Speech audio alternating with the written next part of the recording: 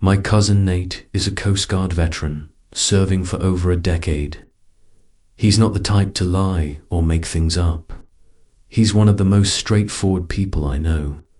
He's genuinely grounded, not superstitious, not into horror.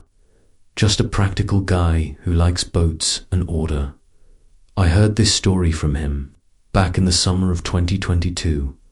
I asked him to tell it more than once because it was so messed up. And every time he recounted it, the details remained consistent. This all happened back in 2017 when he was assigned to a lighthouse off the coast of Maine for a 2-week maintenance rotation. The place was called Martinez Rock and is extremely remote. You can only reach it by boat or helicopter. It's essentially just a jagged rocky island featuring a single lighthouse and one auxiliary building for storing fuel and maintenance equipment. There's no power grid, no plumbing, and barely any cell signal. While the lighthouse itself is automated, it still needs occasional manual upkeep, which is why the Coast Guard sends people out there every year or so. Usually, it's a solo assignment, but due to strange electrical failures the previous year, they decided to send 2 people for this trip, Nate and another guy named Russell. The first few days passed uneventfully. They were windy, boring, and repetitive. During the daytime, their tasks involved checking the beacon mechanics, testing the emergency batteries, refilling the diesel generator, and removing layers of salt corrosion from the metal interior. At night, they would read, eat simple meals, and pass the time playing cards. It was isolating, yes, but that was expected. There were no red flags. Then, on the 4th night, Nate awoke around 2 a.m. feeling peculiar. Not sick, not in pain, just sensing that something was amiss with the atmosphere. The air felt heavier than usual, and he described it as similar to standing in a room right before a thunderstorm. Even though the sky outside was clear and silent, he sat up and looked around. It was dark. Then he noticed something.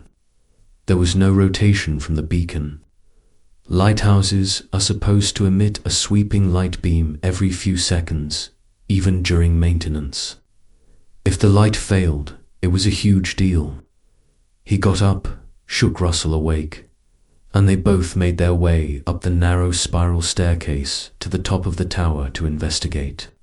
Upon reaching the top, they found that the gears rotating the beacon were still moving, but the actual light wasn't turning. Something was jammed in the mechanism. It was a large, dark piece of cloth, resembling a blanket or an old coat, wedged deep into the gear assembly. It was soaked, covered in a slimy, mossy substance, and smelled like rotting seaweed and mildew. They were both confused. The door had been locked, and the windows were sealed. No wind or birds could have done it. It didn't make sense, so they removed the fabric, tossed it outside into the wind, and went back to bed, figuring it was just some bizarre one-off incident. The next night, however, the exact same thing occurred again.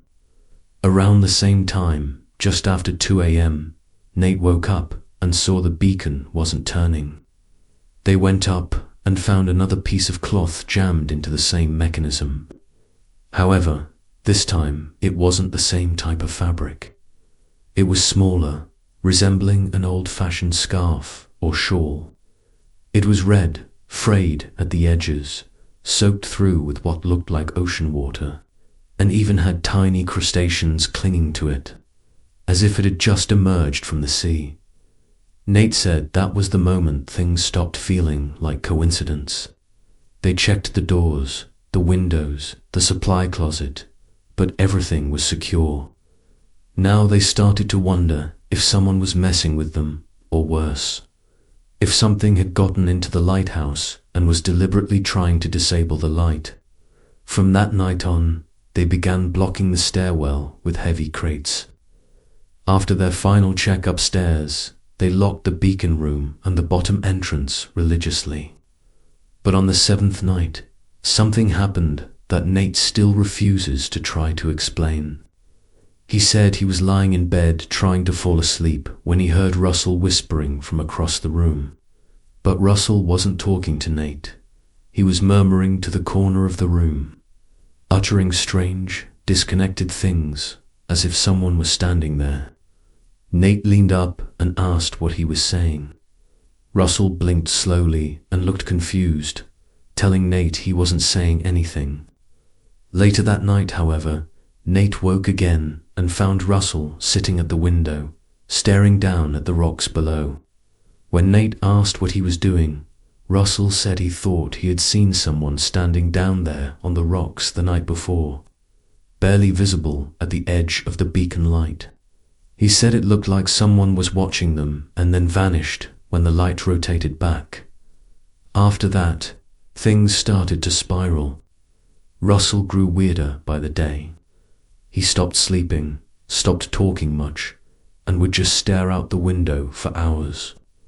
Nate asked him if he was okay, and Russell would just mutter about noises in the wall or about hearing voices from inside the stairwell.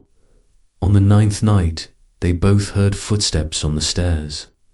Not the usual creaking from the wind, but real, slow, deliberate footsteps, one after the other, coming down from the beacon room above.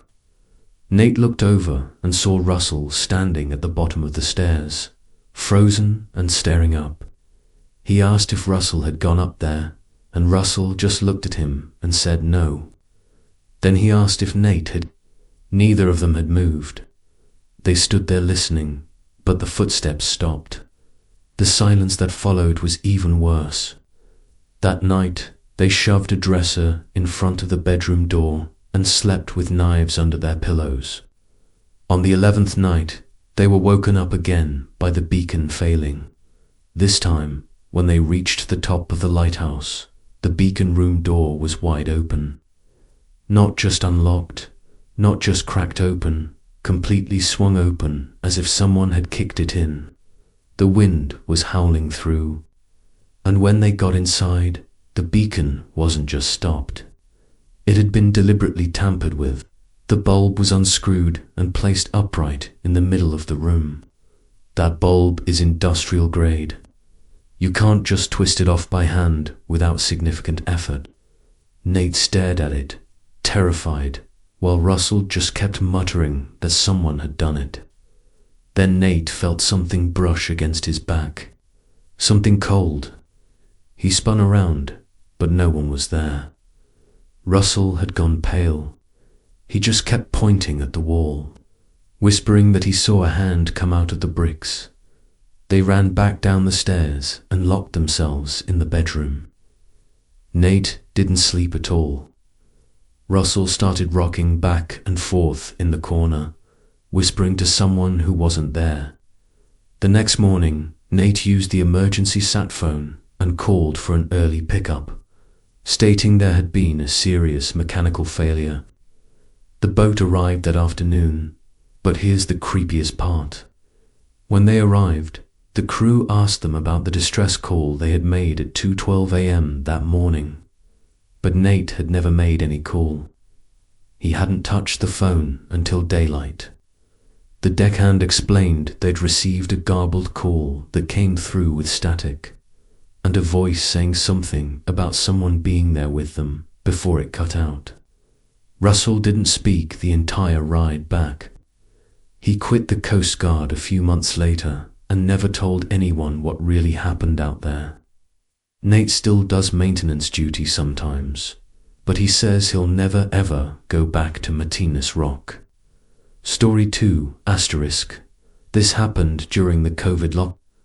It was around the point where everyone was really getting sick of it and going stir-crazy, cooped up in their houses with nothing to do. I was single at the time, swiping on Tinder, and just deeming people while watching movies and shows because honestly, what else was there to do on a weeknight during lockdown? I started talking to a girl I'd been following on Instagram for years. Her name is Sophia, and she goes by Soph. We both live in Suffolk County, Long Island, New York. That's about 20 minutes to half an hour from the Hamptons and roughly an hour from Montauk. We were bored one night and decided to hang out. Conveniently, she lives about 5 minutes from me. So I picked her up. We went for a drive to a nearby park that was closed and just drank White Claws there. I immediately got the vibe. She was a little rebellious, but in a cool way. She was down for hopping fences, trespassing, and doing things like that. We connected very quickly, and within less than an hour, she came up with the idea of driving out to Montauk and walking the cliff walk around the Lighthouse. Technically, the Lighthouse grounds were closed after sunset. I think they might have been closed altogether during lockdown, but I'm not 100% sure about that. Anyway, right away, I said I was down. I like adventures like that. So, we finished our drinks and drove all the way out east to Morgue Point. When we got there, she told me to just park in the Lighthouse parking lot.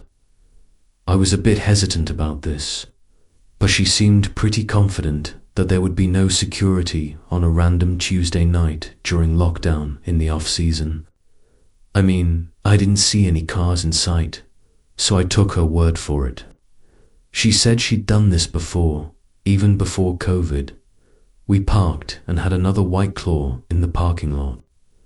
I would nervously look around from time to time, making sure no security vehicles were scoping the place out, and she would tell me to relax.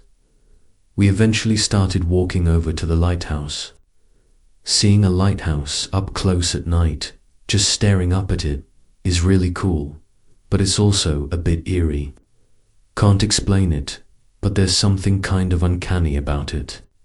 So, we took a route that was a bit out of the way of the actual entrance, so we wouldn't be walking directly into the light and potentially exposing ourselves. This was my first time ever at the Montauk Lighthouse. She led us straight to the cliffside behind the lighthouse where a bunch of rocks formed a trail of sorts, called the Cliff Walk. We were navigating solely with our flashlights. Maybe there were supposed to be lights on down there, but that night, mostly everything was off, besides a few lights by the front entrance and, of course, the lighthouse light itself. As we started making our way around the cliff walk, being careful with our steps, eventually, Soph, who was walking behind me, said my name. I turned to her and she was pointing her light behind her, revealing someone behind us, also on the rocks. With both of us shining our lights, it was easier to make him out. He was wearing a coat with a hood over his head. He looked like he might have been a black guy, but we couldn't tell how old or anything else about him. I called over asking if he worked there, and he didn't answer, but he also wasn't moving. I followed it up with, "We're going to leave. Sorry, I was mostly nervous that it was a security worker or something, and that we were going to get in trouble." But then the guy said something to us. He said, "You'll want to buy some Coke." Finding out he wasn't a security guard, but just some random guy, was not a relief at all. If anything, it was more nerve-wracking because why the hell was this creepy guy following us? Why was he even there?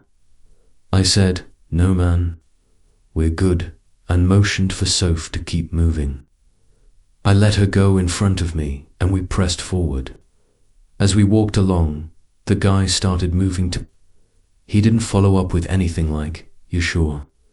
He remained silent, but it seemed like he was moving at the same pace as us.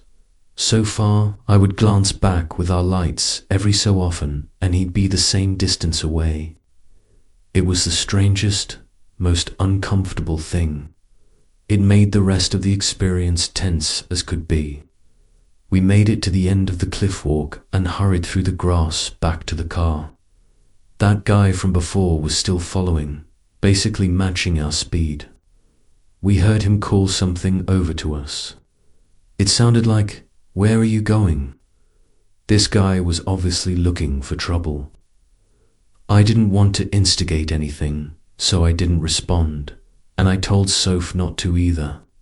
We walked side by side quickly to the car, and that's when we noticed two more guys walking over from behind us as well. I didn't want to run because that would definitely lead to them chasing us, but one of the other guys called something over to us as well. I didn't hear what it was. We got to the car and hurried inside, and Soph and I screamed when we both realized the three guys were right on top of the car now. I locked the car immediately. I swear only seconds before, two of them tried opening different doors. I put the car in reverse, basically the only direction where I wouldn't be hitting any of them with the car.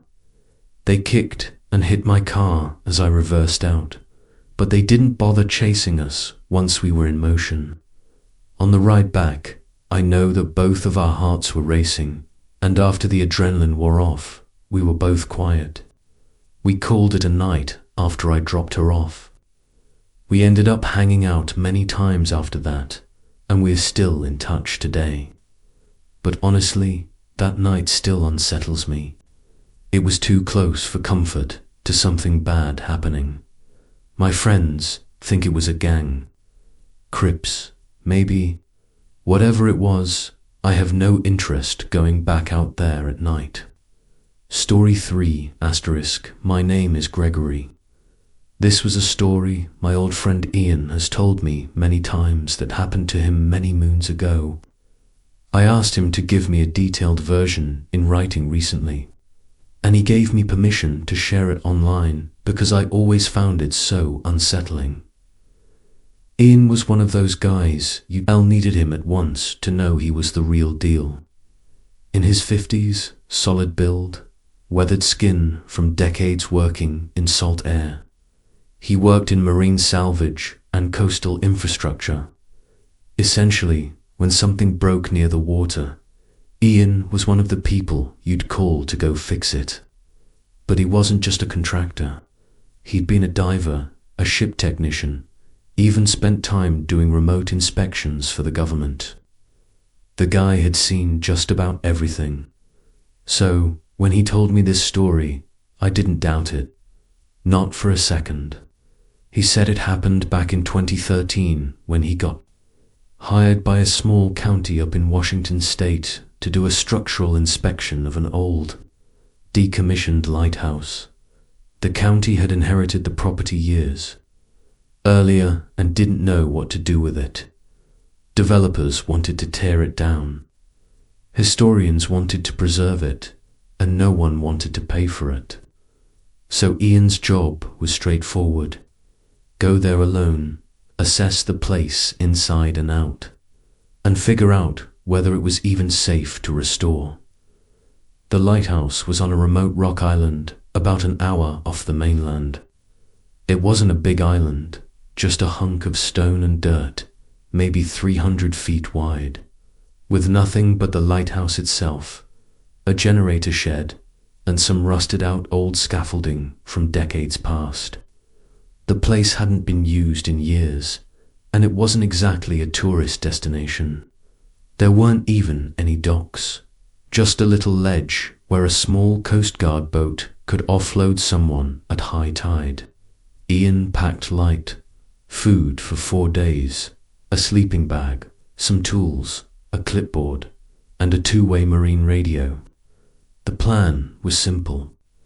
He'd get dropped off Monday morning, do a full walkthrough by Wednesday, and call in for pickup Thursday afternoon. He didn't think twice about going alone. He'd done this sort of thing dozens of times before. When he first got there, the place was quiet, cold, cloudy, but calm. The air had that usual mix of salt, metal, and decay you expect from something that's been sitting abandoned for decades. The lighthouse itself was tall, maybe 50 feet. Built in the early 1900s, it had the classic spiral staircase inside, leading up to the beacon room.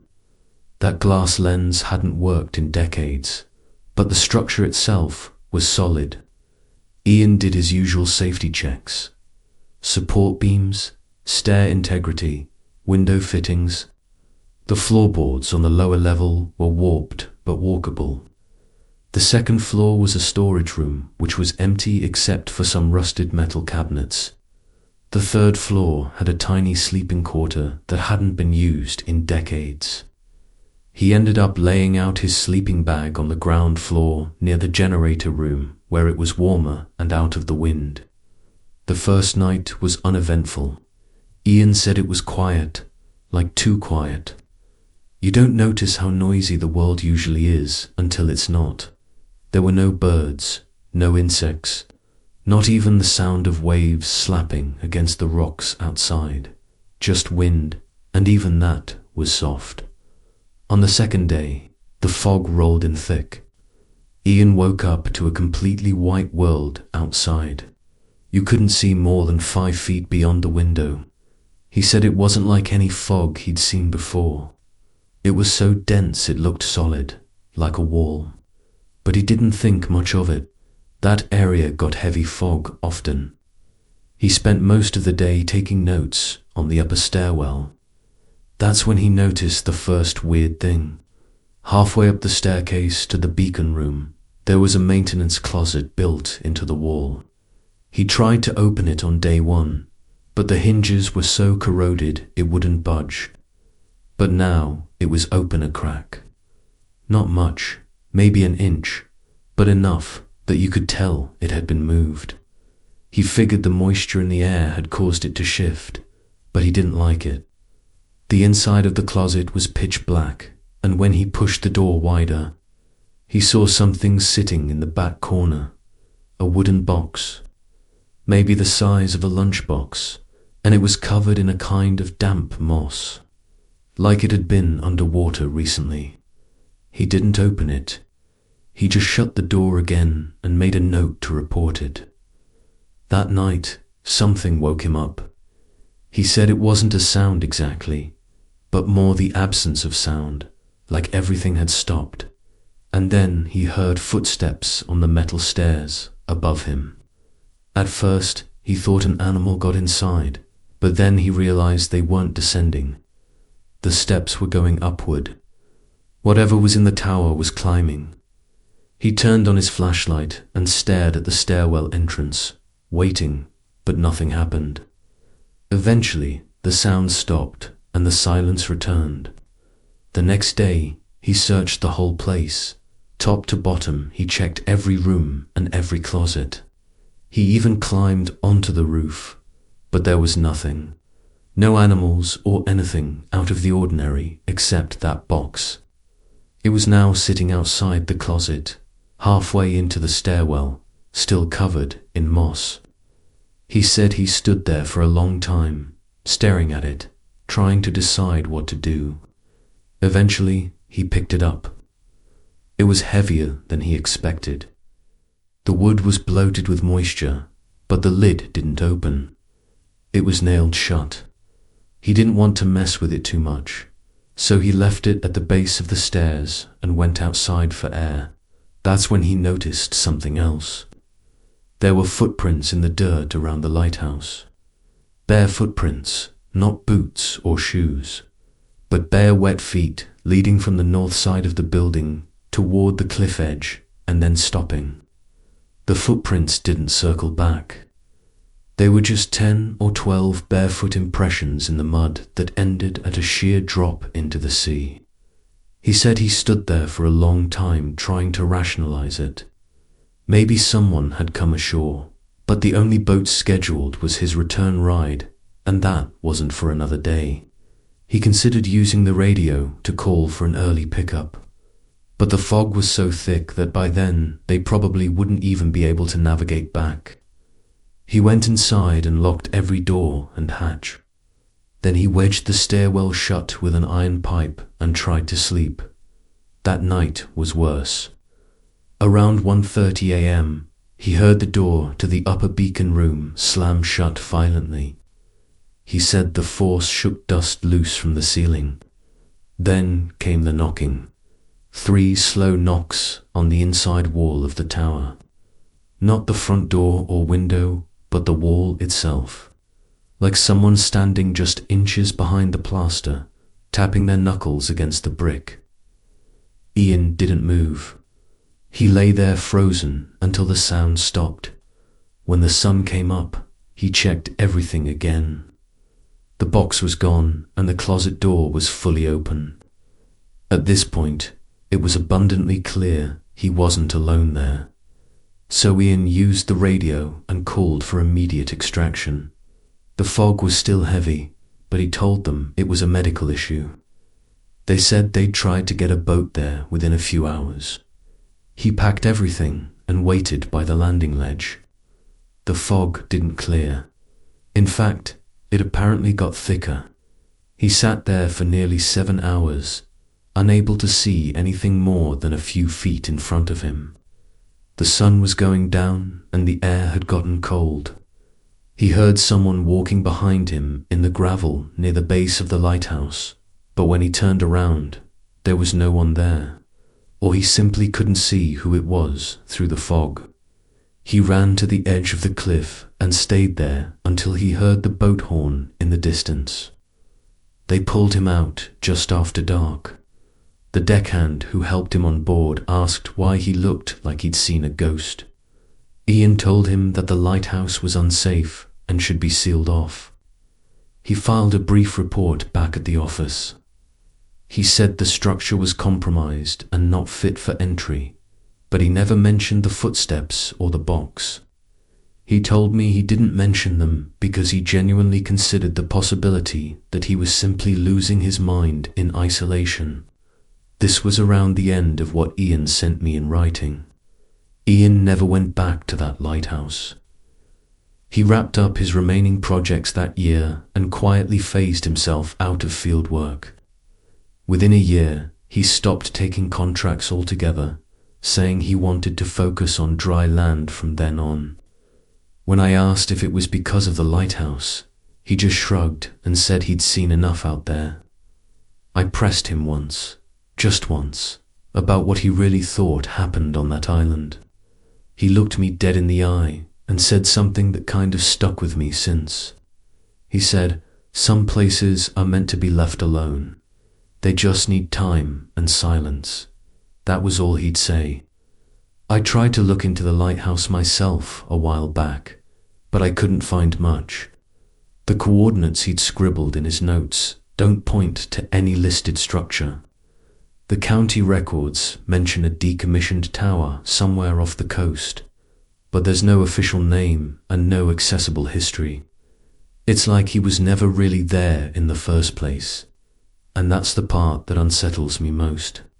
Not what Ian said, but what nobody else ever did. I don't honestly know whether I hope Ian was just, for whatever reason, going crazy on that island or not.